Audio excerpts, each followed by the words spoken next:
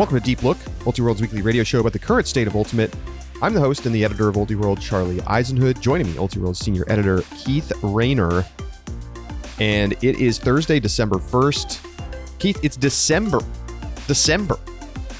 This year has flown past us. I know, it's like November was last month. It's wild times out here. It is cold.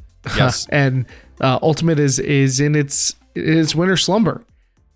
My own college team is out for break, so they're probably focused on finals now. So it's the prep. You know, this is when you're building up your energy because we're gonna have to expend it all on what should be a thrilling college season.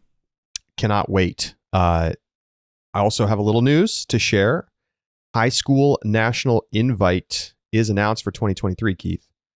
So we are going to be hosting the tournament in Salt Lake City, June 16th and 17th, 2023. We're on a now rolling 3-year geographical rotation. So we're in Richmond this year in Virginia, and now we're headed out to the West for the first time. So Salt Lake City, just had a chance to go out there, check out the fields, and I think it's going to be fantastic. The fields are less than 15 minutes from the airport. They're less than 15 minutes from downtown. All grass, literally no turf at the complex, and sand base. So they're going to drain super well. We won't have concerns about rainouts and things of that nature. And it's up at altitude, so your hucks go further. I don't know what more you could want, Keith. And I believe we've already announced that South Eugene Gender Diverse Ultimate has already won the girls division, right? Like, I mean, after what we saw last time, they probably just get two wins out of it. They do get an automatic invitation for their win from last year, as do the Lone Peak boys team, who will make the short trip to Salt Lake City. And I think the other cool thing about this year, Keith, is that there's going to be qualifying tournaments this year. I think maybe we mentioned this before on the show, but we've got the full list now. The winners of the top divisions at the Eula Invite, the Amherst Invite, Nikoa Knockout, and Spaghetti Western will get an automatic invitation to the High School National Invite. So that kind of layers on top of the typical performance-based, power ranking-based invitations that happen. And so some invites are already going out now. Of course, last year's winners. There will be invites going as well to teams based on the fall season. Washington State boys, North Carolina, also having their season in the fall. So going to have some teams filling out the tournament already here in just a couple weeks, and can't wait for the tournament this year. I imagine there's probably not a ton of crossover, but what if a team were to win 2 of those tournaments? Do they get 2 bids? They get to come twice? They get to bring two groups XY? They get to play themselves in pool play, an auto free win. Auto win. Wow, that's actually pretty sweet. Yeah, I don't think it's particularly likely, just given the geographic distribution of the tournaments. If it does happen, it doesn't drop to the next team. So you have to win. You don't just get to, you don't get to lose to the top team that's already qualified and get in. So I love the idea of trying to knock out somebody early in the year. You're like, oh, we're gonna fly out to Spaghetti Western to make sure that Gunn doesn't get in or whatever. Let's just go beat them at Spaghetti Western. So should be cool, and of course much more information to come, but live streaming already on tap and planned for next year, and looking forward to another great championship event. It was so cool last year. I've been to a couple of these, and they're always fun, especially down near the end when we get to like really the top level teams playing. But just the level of play just gets higher each year, and the caliber of players that we're seeing is just always on the up. All right, so we're going to do something a little bit different for today's show. We're going to be thinking about what we would do if we were the CEO of USA Ultimate. So if we went in there and staged a coup against Tom Crawford, not that we would do such a thing, but if we did, and we were suddenly in the position of CEO, what would we focus on? What are the top 5 things that we would do? Now, I think it's an interesting thing to think about, not only because, we like to talk about this kind of stuff on the show, but, Tom Crawford, his contract is up at the end of next year. And I think it's extremely unlikely that he's going to return. He's already basically signaled that he plans to step away. I think it was close to happening before they re-signed him to a contract extension, I think last year. And with the Olympic stuff going the way that it did, and Tom being at the age that he is, it's clearly going to be a time for change at the CEO position for USAU. So maybe these are some things that we might think about for the next CEO. So Keith, why don't you kick it off for us? Number 5 on your list for priorities as CEO of USA Ultimate. All right.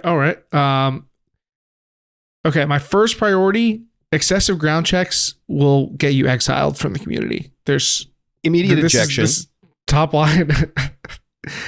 Yeah, ejection, year-long ejection, I think, for 2 excessive ground checks. Like, you get a warning and then you're done for a calendar year. It's only fair. Okay, yeah. So I'm going to start with one of the issues that I see, and I will say, and this will probably recur here, that I think there's a challenge in finding the exact solutions, even if we can identify the problems. So my first thing is trying to create membership benefits that go beyond just creating player opportunities. Now, this is ambitious, but I think it's a current challenge that USA Ultimate has never really come up with a proper solution to. And I think what it does is it prevents extending that USA Ultimate membership beyond players who were competing at roughly the college and club level, plus a few other things. Outside of that, outside of basically being allowed to compete, there really is almost no reason to get a USA Ultimate membership. Not a particularly compelling one. I mean, if you ask people who are currently members, would you be a member if it didn't afford you playing opportunities? If you could play college nationals and play in the college season without being a member, would you do it? I pretty much, you're going to get like a 99% yes rate. I don't know exactly what those benefits would look like, and some of them may be addressed by things that we're going to talk about higher up our list. But I do think that coming up with some benefits beyond just playing opportunities could open up a significant expansion in potential membership and refill the revenue pipeline so that you have some of the necessary funds to execute some of the other programs and things that we're going to be proposing. I think it's a great idea. If you go to the page right now for membership, the listed benefits, competition, okay, straightforward enough, right? Playing sanctioned events, you need a membership. Programs, and I'm quoting here, get access to USA Ultimate's programs like the Coach Development Program, Tournament Directors Certification Program, Observer Certification Program, and myriad outreach programs. Okay, a lot of those things for me are not things that should require you to pay a membership fee in order to be a part of. Like, I get it. It's fine, but like, we want TDs and we don't really want to create friction for TDs to get involved, like, oh, you have to buy membership. And the third one is discounts. Take advantage of discounts from partners including Discraft, United Airlines, Wyndham Hotel Group, Lighthouse Insurance Group, and more. I've literally never used any of those, nor did exactly. I couldn't name a single brand that I knew there was a discount for. I mean, exactly. What, like, who has used these discounts? I think it's extremely rare that ends up being useful for anybody. And, some things have kind of gone away. They used to do the magazine. That's gone. I think it makes sense for that to be gone. And there are things that I think they could probably figure out to include that would be useful for people. So I don't necessarily know that we need to come up with all of the ideas, but I think as a general point, I'm with you on that. I don't know how much it would really make a difference. I think it's hard to come up with enough benefits that make it feel like it's worth it if you're not playing. But maybe there's like a lower level membership that's for a non-player that would actually be like a compelling value proposition and would allow USAU to pick up additional revenue from fans, from parents, coaches, etc. And I will say that I also think that this is probably not something that I imagine a lot of other national governing sports bodies are doing. I couldn't really say. I don't really know for sure. But give me a sport, Keith, and I'll look it up. Is it bad that the first thing that pops in my head is my new rival pickleball? I'm so mad that pickleball is usurped. It's just one-upped us. I mean, they're going crazy right now. Let's take a look at the USA Pickleball membership. Why become a member? Okay. Join our fun, social, and friendly community. Exclusive member access and content. Get involved as an ambassador, coach, or referee and be part of the growth. Free pickleball magazine and e-newsletter. Discounts on apparel. $20 off a portable net. Exclusive discounts on travel, dining, entertainment, and more. You get a player rating.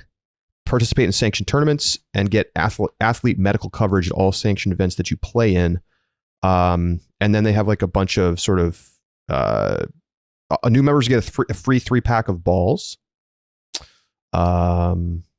Various other things, but there you go. I mean, I would say that's more than USAU. I'm looking at quad ball, formerly Quidditch, and it's pretty much the same thing. Couple discounts, insurance coverage, ability to compete in events, that's access to programs. So this seems to be the standard issue, I would say. Yeah. But that doesn't mean that we can't do better.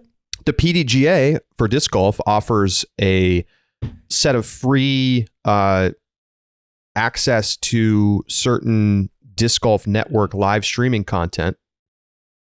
And you also get a 50% off of your membership to DGN if you want to get everything. It's a pretty nice benefit. I'm not going to be mad if we strike a partnership with USA Ultimate and Ultiworld. You know, obviously, if I were to become the CEO, my relationship with Ultiworld would help grease the wheels there.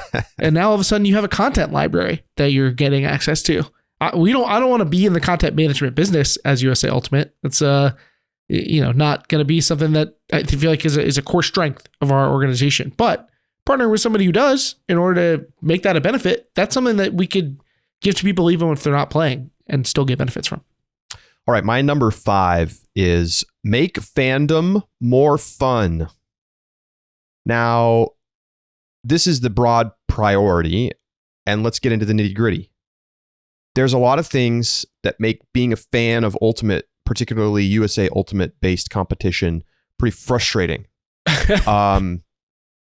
It's often difficult to know, like, when tournaments are going to happen. I mean, you know, we often, this year in particular, like, there was times where we didn't know, like, regional formats or even the pools until less than 24 hours before the start of a tournament. That's totally ridiculous. Okay, that's bad for players, but it's also bad for fans. I want to see better event promotion. I want to see much more clarity on, you know, showing sweet plays and how to come and watch and all of that. I want to see roster requirements on the website. Teams should not be allowed to not have real rosters with real numbers posted on the USAU page. And if they don't do it, they should have to pay a fine or otherwise be barred from competition. I'm not even kidding. Like, I think there should be stringent penalties for this.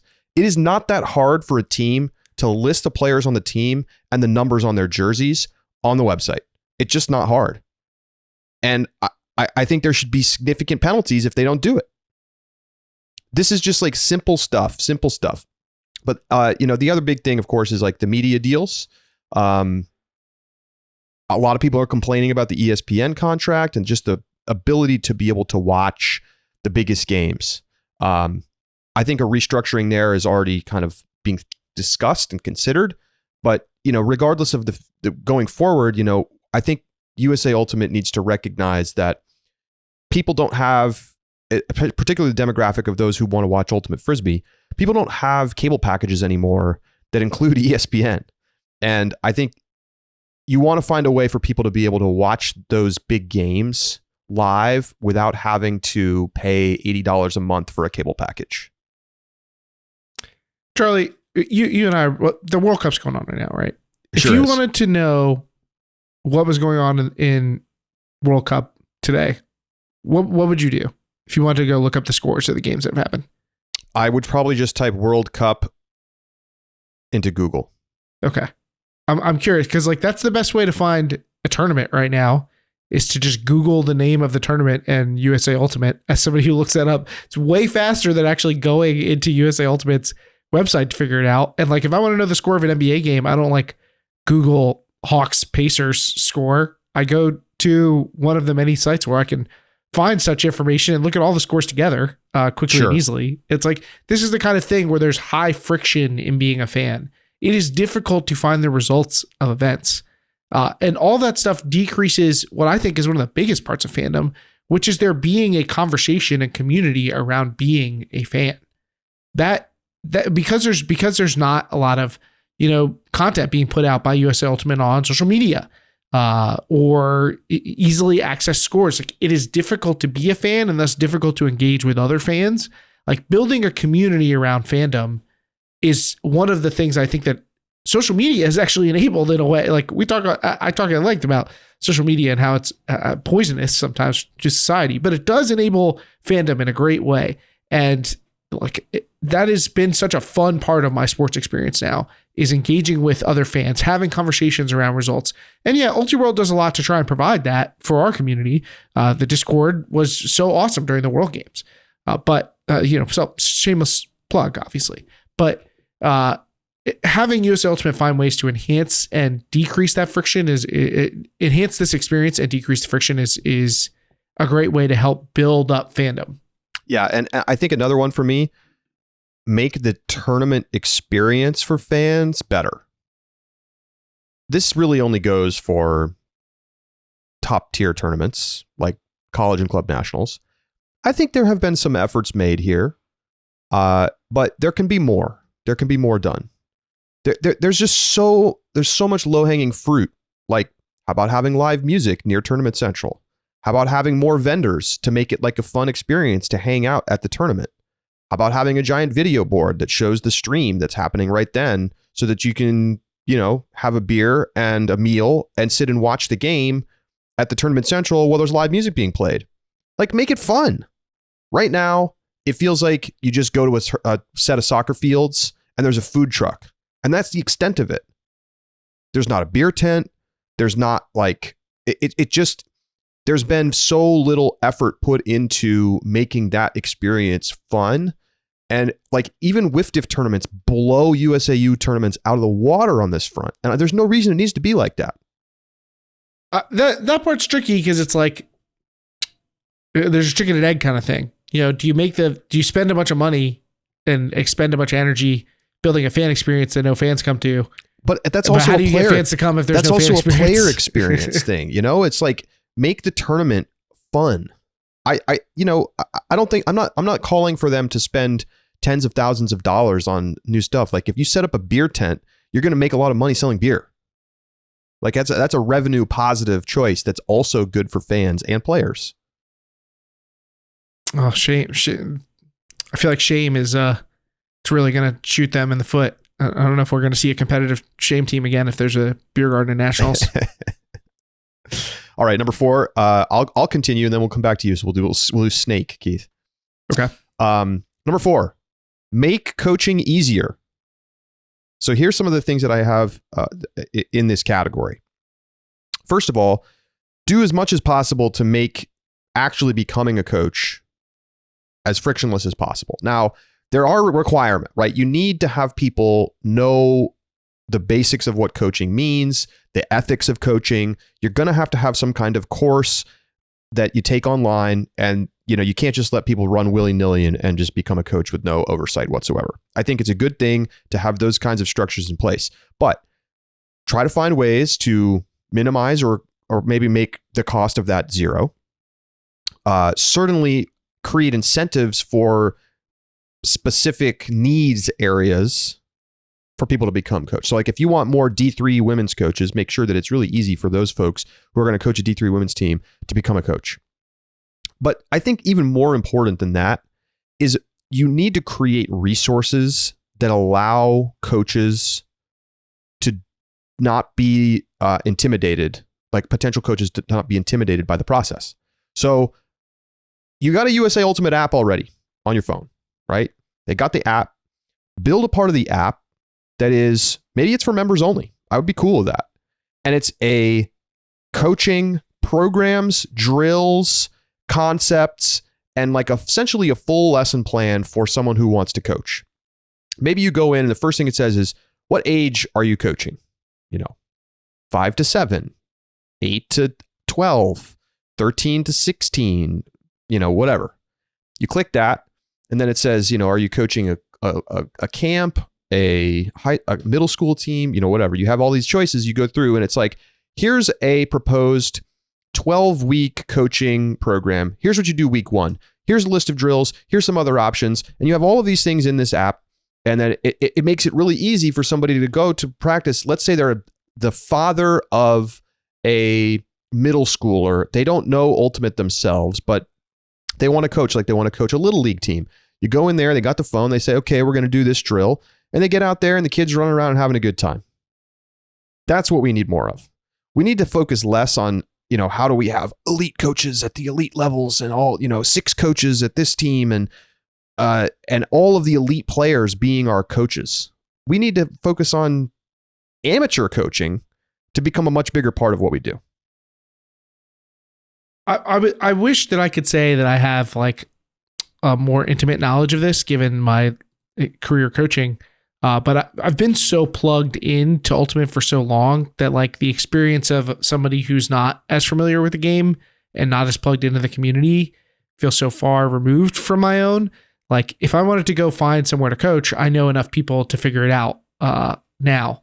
But if I try to imagine if I remove myself from that, if I'm like, a parent whose kid is just, come back from summer camp and they're like, oh, I want to join my school's Ultimate team, but we need a coach. Like, can you help out? Like, what would that experience be like? Or if I moved to a new city and I just graduated from college and I played college Ultimate and I was like trying to figure out how do I become an Ultimate coach?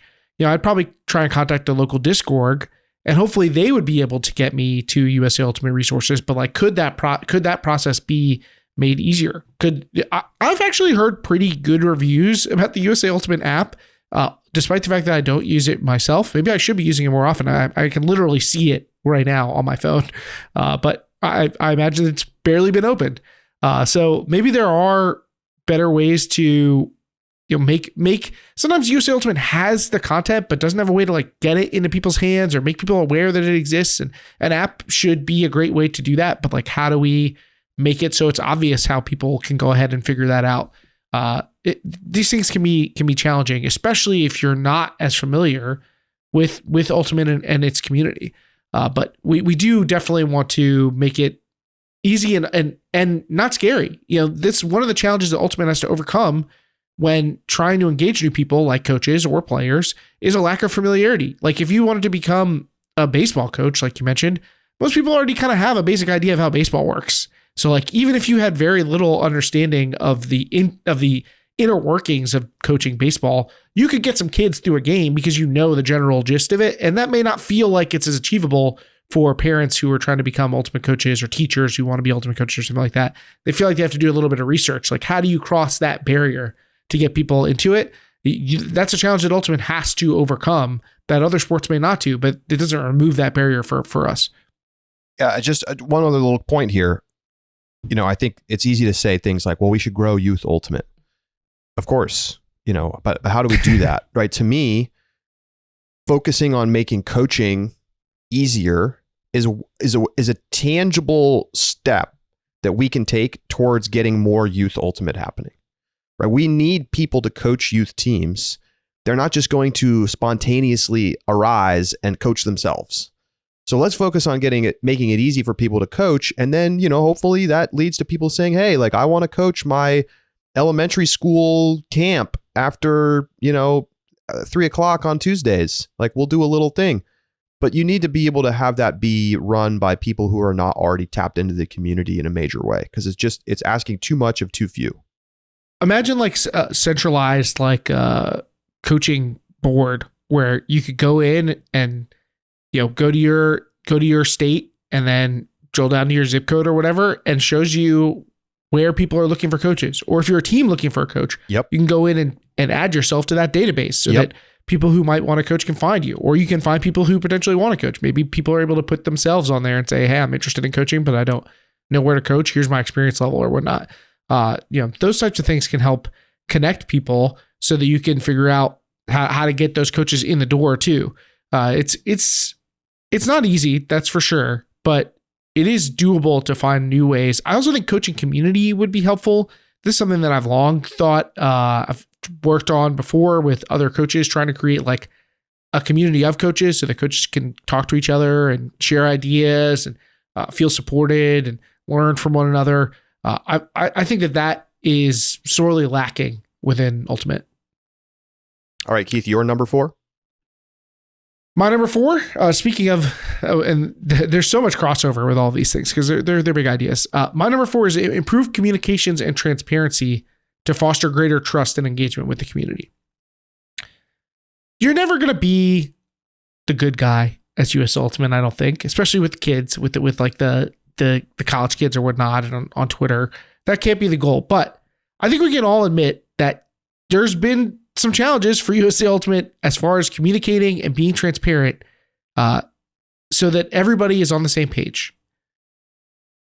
Sometimes it's gotten worse, sometimes it's gotten better, but like, I mean, you want to think of the most recent example, changing where US Open and YCC is moving. That situation doesn't sound like it had a great train of communication. I've been talking about what's the eligibility for college right now. We don't know. What's the communication look like around that? What's USA Ultimate's membership benefits? We're talking about these things as we speak. These are things that you would love to see communicated in a more easier to access way. This stuff extends to marketing and social media presence and all that sort of stuff around events.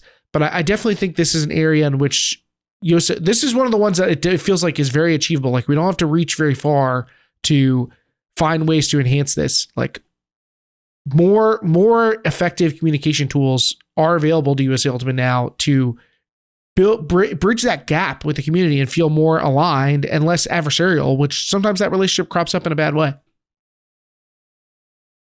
Yeah, I think, this is a huge big picture one. I considered putting this on my list.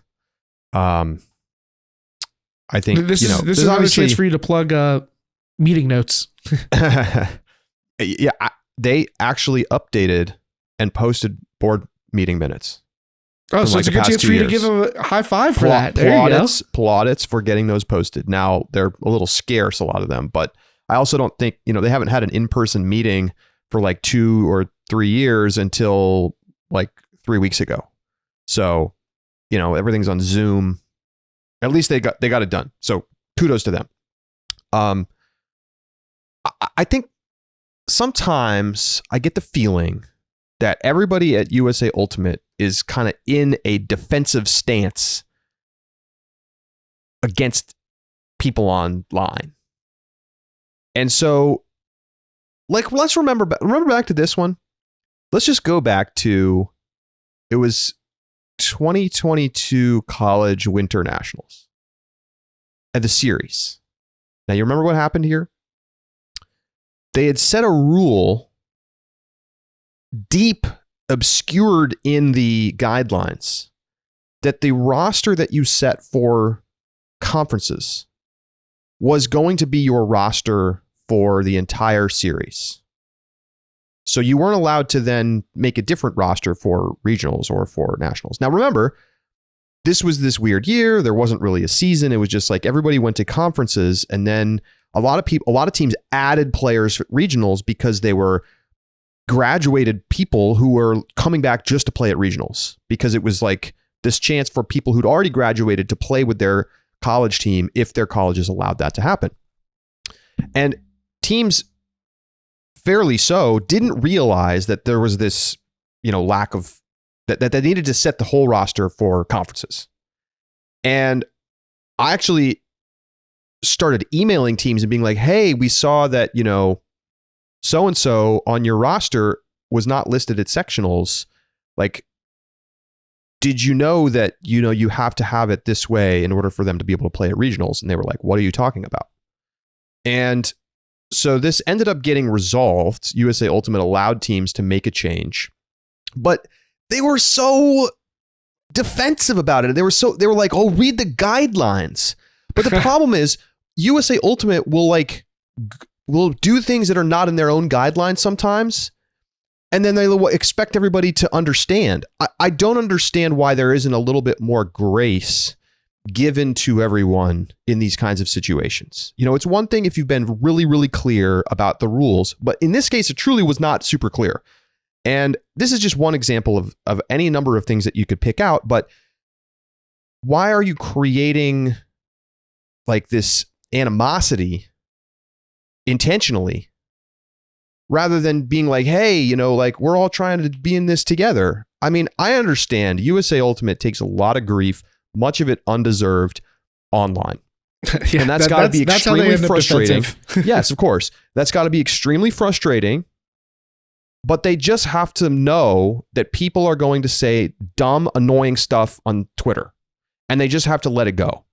And they have to recognize that like other times, like in general, it's going to be just better for them to take the high road and be cool about stuff. Because that's going to make people feel better and be less likely to want to attack you in the future. Don't feed into the fight. Use the save drafts button. It helps me all the time. Yes, sometimes, in fact, sometimes I just do the draft and then I screenshot it. I don't even save the draft. Send it around to a few people. I've gotten some of those. Yes. We know all about the... you know how it goes, Keith. You're like, should I tweet this? And I say, what do I say? No, of course there's Definitely no upside. Not. Do not no tweet upside. that. There was another content creator in a different space who I was listening to. It was like talking about, he was like, the way I use social media, and this works great for me on Twitter. It's a great news source. I just never hit the reply button. It's just my life's way better. I just don't hit the reply button. So you know, take that advice and run with it. All right, number 3 for you, Keith. All right, number 3 for me. This comes from you, Charlie. This is a big one. Hiring somebody in a full-time role as a sort of national, another part of the staff for youth coordination to work with the state-based organizations on their partnerships in order to help those state-based organizations advance their playing goals in their areas. This may one person may not be able to do all of this. You may need more than one person. But we talked about Vermont and their success with getting into the high school system there as an official high school sport. But you know, this is something where it feels like there's kind of a fractious relationship right now with some of the state-based organizations at the youth level. I don't know how it's being managed now, but it feels like you could definitely improve upon it. But it will require a lot of focus and effort, and that probably requires full-time staff to help coordinate nationally those efforts and provide resources and tools to different state-based organizations and local orgs so that they can help push things forward. You know, if there's a deck that already exists that you can use for presentations when you're going in front of schools to try and bring new programs to life into local middle and high schools, you know, like to present to potential sponsors, to present when you're trying to start summer camps, to all these sorts of things. These interactions happen repeatedly across the country, but there's probably not a great way to currently to share those experiences with one another so that we can all learn together and attend. Hopefully we're all trying to achieve the same goal. So helping that happen nationally, I think could really help the grassroots part of growing the game that I think you and I have both agreed should be the priority moving forward, is growing the wide base more than trying to work from the top down. All Frisbee is local. I think this fits into one of my categories coming up.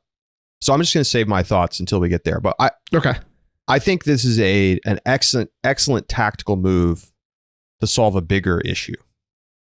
And certainly I think USA Ultimate starting to focus more of its efforts on developing Ultimate at the local level has got to be a focus, as opposed to thinking about themselves as a national organization. Let's go to my number 3. Develop more playing opportunities for non-elite players. So, what do I mean by this? I think there's a lot of choice, a lot of options here.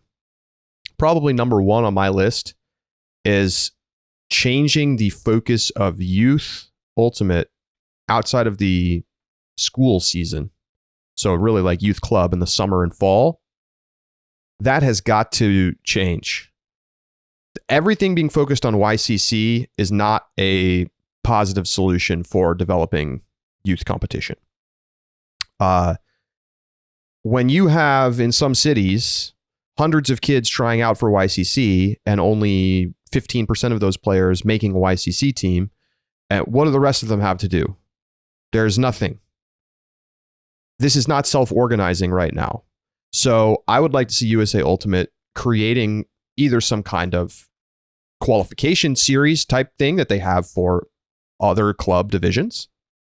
So you and maybe creating some kind of regional events that are not the YCCs themselves, but are like for the next tier down. Prelims. Whether they're prelims or they're just separate events altogether for like youth club division 2, whatever you want to call it. Like it's for the next set of teams.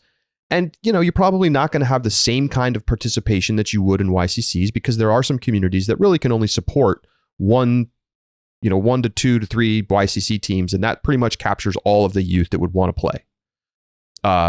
That's fine. Those teams are well served by YCCs now. But there's a lot of communities that have way more kids than that who want to play. Why are we not making it easy for them to play? There needs to be more opportunities for the next tier. So that's at the youth level. I think you could say the same thing potentially about the club level, where the path for club teams, there's already enough tournaments that are sort of self-organizing for it to be mostly fine. But like, I think there's a real case to be made for a second tier club championship event for teams that did not make the top club nationals. An NIT of club, if you will. Does USAU need to organize that? Maybe not. I think that it might behoove them to try to think about something like that. Certainly, you could also do something like that for college. I would also like to see this is kind of more of a stretch idea, but what about having a league championship tournament where league winning teams from league around the country get to travel and play in a league championship event. So if you win your summer league, you get to go play in the league championship. We went deep, I believe, on this idea in our maybe Rethinking Ultimate episode. Yeah. I mean, I get that that's kind of a stretch. You know, would people actually want to do that? Hard to know. I think it's worth throwing it out there. And you'd have to have some kind of process for determining like what a league is and, you know, who gets to qualify, etc. But that could be really fun for serious league teams. And those exist. So I would love to see that. And then I would also, I think this fits in the same category, some kind of tournament certification system where you kind of communicate to players that, you know, this is a high quality tournament because it meets these X, Y, and Z standards. And you have different tiers of quality of tournament so that you can reward tournaments that do a good job and create various levels of play for different tournaments, and perhaps reward those tournaments for existing so that they exist long term and give people lots of opportunities to compete. I'm envisioning a pro-am, like your team can have no players who've played at the club championships. That level of championship. What about a corpo championship? You know, like some cities you have like corporate league. Sure. And there's even a couple times you'll have companies that do field company teams. Let's make some money off these normies, you know. I don't know if that's like big enough thing for that to work, but yes, I like the concept. You don't want to watch Coca-Cola's Ultimate Team play against Google's? Google Ultimate is real. They got Ultra Stars and jerseys and all kinds of stuff. Okay. Yeah.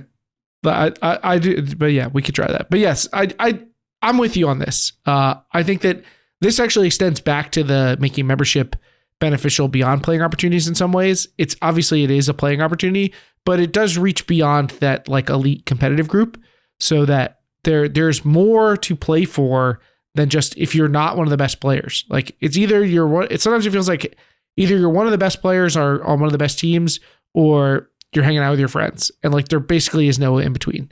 Well, like let's remember when Khalif tweeted, if you're not going to club nationals, like why do you even play? I mean, the thing is, like, people were dunking on him for that, and I get why, but I also think there's like a kernel of truth in that, like, there's not a great mechanism for all of those other players to feel like they have like a really satisfying conclusion to their playing season. Well, like here's a reframe of that idea. If club nationals just cease to exist, how many people would continue to play club? As in, like, there's just nothing at the end. Like, yeah, regionals is the end of your season. I don't know. I think people want that carrot, Keith. Maybe. I'm just saying, like, I think that's kind of what Khalif was getting at. You know, like how much. There is something to be said for aspirational competition. You know, I think that there are a lot of players who think like, you know, if things break my way or I work really hard this one time, like maybe I'll make the roster for this elite team, or maybe the team I'm on will break through. Like things could go our way, and I do think there is intrinsic value to that. But we can create more of that. Extend it further down into the roots of the system. You ready for my crazy idea? Here's a really crazy idea. Oh gosh. I will say this really quick. USAU does a great job serving the top tier players. I mean, I think, you know, national team programs, club nationals, college nationals, these are all well-run events, and those players get a great service. I think everyone else, you know, regionals fields are awful sometimes. Like there's not enough support for everyone else. So that's my primary thing here. Crazy idea. College, if you go to regionals, you don't make club national or college nationals. We set up bowl games like college football. Oh my gosh. And we just have like, you know, I don't know. Let me try to think of two teams that didn't quite make college nationals this year. I'm just going to try to come up with some teams off the top of it. Like Florida men's plays Alabama men's in the Gator Bowl or whatever. And then, you know, they have like a one-off game and they play, and then like it's got some pomp and circumstance. And I have no idea whether this would actually be fun. But my point is that college football has all of these postseason games that do not have anything to do with the actual college championship playoffs. And people enjoy that. Not me. I hated it. I hated it about college. It watered down everything. It was like, what are the point? These random showcase games. Anyway, but yes, I get your more general point. Okay, on to number 2 for me. Number 2, as CEO, I would set it as a priority to become friendly with other organizations. This gets to what your point, Keith, about improving communications and transparency with the community. I mean, but I'm specifically talking about organization to organization. USAU has a kind of not a great relationship with a lot of big organizations in the sport. That is not a good thing. This is not what we want. So I need to see improved communications. I want to see them promoting, at least in some way, the semi-pro leagues. I want to see them getting on the same page with the local disc organizations who are opting out of relationships with USAU, and then it's becoming contentious. This makes no sense. This is not what we should have from our national organization. USAU does not know best all the time. I'm sorry. They do not know best all the time. You need to get in a room with everybody and start to figure out where are things where we can find common ground. How do we work together? How do we start to build bridges instead of picking fights? It's totally insane to me that this has been happening like this. So I want to see USAU understanding other organizations' needs and figuring out ways for them to have good relationships with these other orgs that are doing the nitty-gritty building of the community. Way more important that they have good relationships with Disc Northwest than with the AUDL, but like everybody's trying to work in the same direction, and I feel like there's just so much that USAU can do to be a bridge builder here. This is somewhat shockingly the first time I think that we really overlap. This is pretty much this encompasses my number 2, which was partner with specifically the semi-pro leagues, I kind of feel like I was addressing their relationship with SBOs and other major organizations elsewhere. But same concept. Like the like combative drawing of lines has not been helpful for growth. It's some of this stuff just doesn't feel like the hill to die on. You know what I mean? And the semi-pro leagues are, I guess, a great example of how those partnerships can benefit USA Ultimate. Like we've said this a million times. Like if people go to a Western Ultimate League game and you have somebody there, some parent who's like, wow, I think my kid would really like this. Like, what are they supposed to do next? How do they engage with getting their kid to play? There should be somebody, or at least like a hotline or some presence from USA Ultimate at that game, so that person can be engaged with. That touch point can be utilized in an effective manner. There should be, USA Ultimate should be promoting that its star players are performing on these big stages. I think everybody stands to benefit from more connectivity between the semi-pro leagues and USA Ultimate. And I agree with you that extends beyond just the semi-pro leagues. But for me, that was my number 2. So this actually is our first and maybe only alignment in our 2 lists. Yeah, I think it's kind of cool that we came to slightly different selections here. So you're up for number 1, Keith. All right, my number 1, and you mentioned this earlier, but get it out there, is moving away from the top-down marketing approach for growth. I think that the biggest example of this has been the focus on major broadcasting. We talked about the old strategic plan.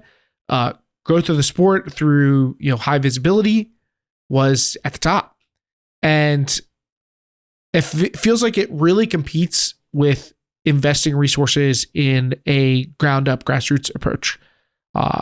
We've put our eggs in the basket of let's make elite competition awesome and accessible and get it in front of important people.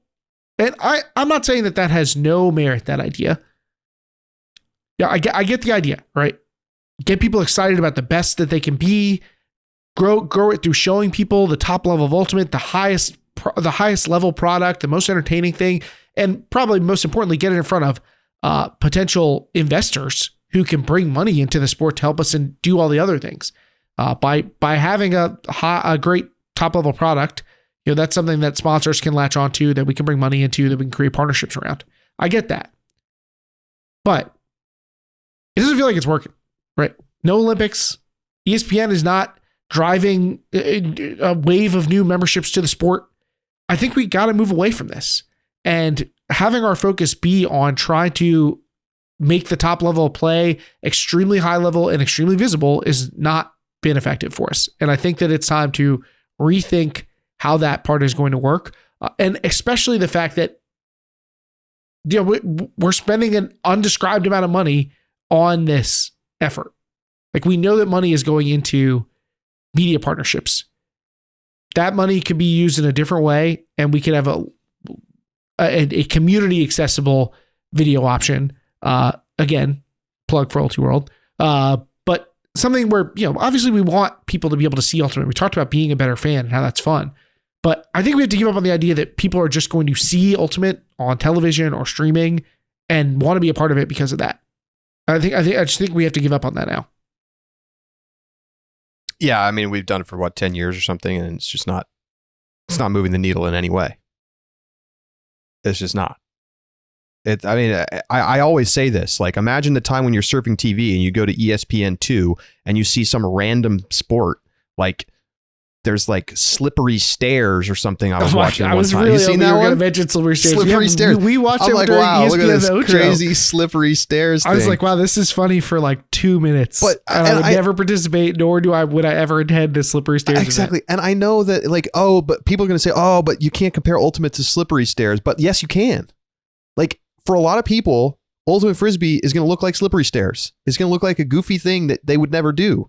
And that's fine. Like, we're not gonna miraculously turn out people into becoming players because as I've said over and over again, we have to have playing opportunities in local areas in order for people to be able to do anything. And that's why, coaching, right, is a big thing for me, because I want to create opportunities for people to be able to play in their area. And we need coaches and infrastructure to make that happen.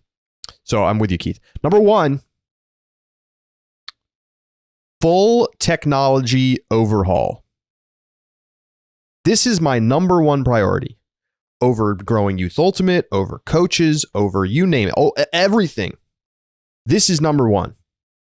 The reskin of the front page of the USAU website was a pleasant. That didn't do it for you? It was pleasant, Keith, but it is not changing the fundamentals in a meaningful way. Okay. We need so much more out of the USAU technology. The back end is just a total disaster.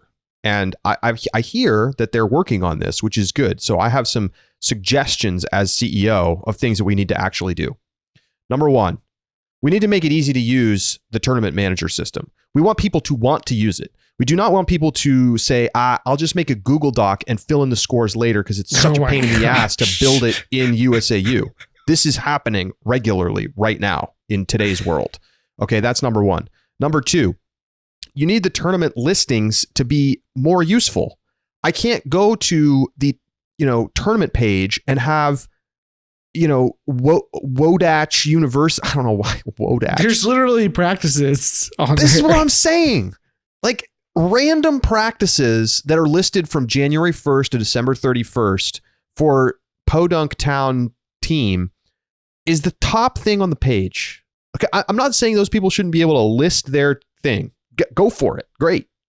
But there needs to be like filtering and other things that allow us to see the important stuff. Like there should be a toggle button for Triple Crown Tour events or college gold level events, right? This goes back to my tournament like rankings, having some kind of certification for high quality tournaments. So I can just toggle the button and I can just see the important stuff all in one place. The search isn't very good. Like everything about it is a pain to use. And so that all has to get fixed. The other thing, payment processing. They should build a whole new approach to the entire thing where they can put a tournament in and tournament directors can taking bid money into their tournament page. So you go in there and you're like, register my team, and you fill out the form and you get out your credit card and you pay your $550 bid fee, and USAU takes 3%. They cover the cost of the payment processing on the credit card, and they get a little bit of money on the side. And this needs to become the mainstream approach. And they imagine what they could offer to leagues and affiliates and those kinds of things. Like, hey, use our payment processing. You can host all of your people in our system, even if they're not members. They can get in. They get a USAU login. They pay their fee here. We make it really easy for you. Everything is here in this nice place where you can have communication with your folks. You can email people. You can post updates, have a blog, They need to completely overhaul this. I mean, to me, this is like an existing business idea. Like Ultimate Central already does this to an extent, but it's also pretty clunky, Ultimate Central. USAU could take over a lot of that business, which would be really good for their bottom line if they built this out. And so I would really like to see them seriously like spend what it takes, like hire 2 or 3 developers to build this stuff. This is important because if you make it easier for people to sign up for League on their phone through the app and get, rostered super easily and have like, this would just completely change what it means to participate in USAU things. And that's just right now, the friction is just massive for fans, for players, for tournament directors, for everybody. It's just unpleasant to use and we have to change it. It is wild to me how difficult it is to like find tournaments to go to or find people to go to your tournaments. Like that we just subsisted on what we have is outrageous. I mean, it's great for like your local events, I guess. We can kind of piece it together just by word of mouth. And then your big national events, if you're one of the elite teams, you kind of have a sense of what's up already. But like any in between there is just a mess for college teams. And I'm sure for teams beyond that as well. I think this is a great one. I think there are elements of it and other ones that I talked about. But yeah, this is the kind of thing that is a service to the community that offers benefit beyond playing opportunities, and the community could really use it. I mean, these are challenges that exist right now that players face right now, and that feels like that is under the governing body's purview to try and solve those types of issues. Well, there we go. That's number one, and we've gone through our top 5 items, Keith. All right, does UltiBucks solve all 10 of these items? I don't think so, but there's lots of good things, and there's lots of priorities that any, whether Tom Crawford or a new CEO coming in 2024 could take on. I think one of the things that I've kind of harped on over the last couple of years is that the most recent strategic plan was way too bloated with items. There's just no way to do 30 different things. You have to really focus on what are the highest priorities and what are we really going to make sure that we focus on in order to try to improve the organization. And not that you're not still doing lots of other things, but like, where are the areas where you're going to be like, we're having a weekly meeting about this? And I think these are some areas that I would identify as very important, and would be curious to hear what yours are. So shoot us an email, deeplook@ultiworld.com. Hit us up on Twitter @deeplookpod, or find us in the Ultiworld Discord if you are a full or plus subscriber. ultiworld.com/subscribe. So that is going to do it for this week's edition of Deep Look. For Keith Rayner, I'm Charlie Eisenhood saying so long, and we'll talk to you next week right here on Deep Look.